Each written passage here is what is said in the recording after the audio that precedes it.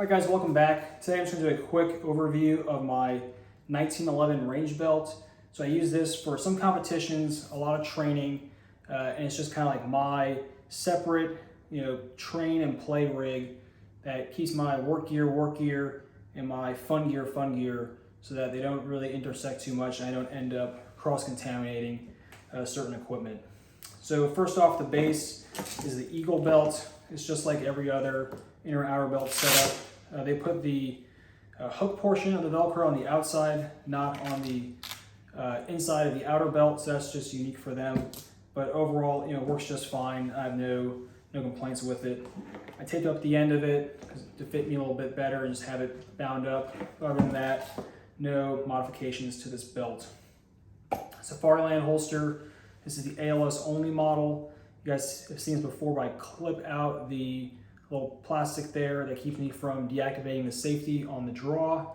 I want to decide when to take the weapon off safe, not have the pistol prevent me from taking it off safe on the draw. I've added some tape here just because that OT Defense nub mod, it's aluminum. It was just rubbing on the outside of my manual safety, taking some of the finish off. I don't really care about that, but it's nice to prevent wear if I can prevent wear. Coming back here, I have a flashbang pouch, and within there, sadly, is no flashbang, but is a soft T tourniquet. So this pouch holds the tourniquet really nicely, keeps it protected, keeps it out of the sun, dirt, etc.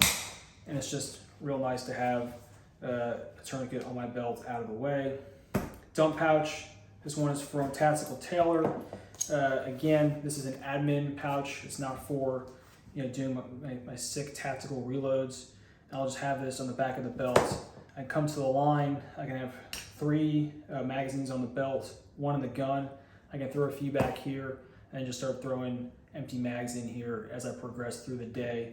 So I don't need to worry about keeping my full mags and my empty mags separated. In these pouches, I keep the empty mags in the dump pouch. That also enables me to train kind of just normal shorts and a t-shirt.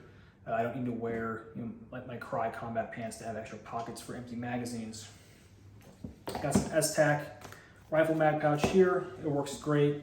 I like it. It has a nice Kydex or polymer insert here, which puts a little bit of tension on the mag, which helps me from losing the mag, and also keeps the pouch open. So that's great. I like it.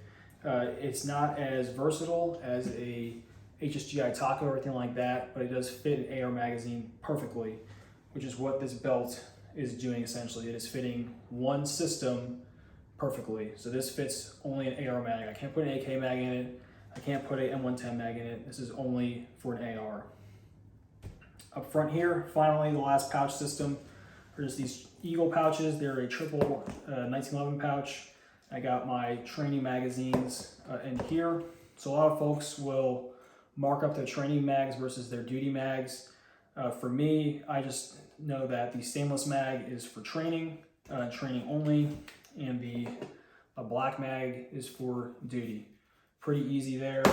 I also get to cheat a little bit and have a little bit less friction coming out of the gun with the stainless magazine. This setup is by no means super crazy or original. It's just my setup. I do recommend training in what you're going to do, work in or compete in, but I also like having the ability to have something at home and not bring it back and forth from work, and have tailor-made equipment for the job itself. Using, for instance, an Eagle pouch versus an HSGI taco will not get me killed in the streets. So I'm very, very comfortable having this and a very similar belt for different applications and not having any loss in functionality. Guys, got any belt questions, let me know. I've used a bunch of them.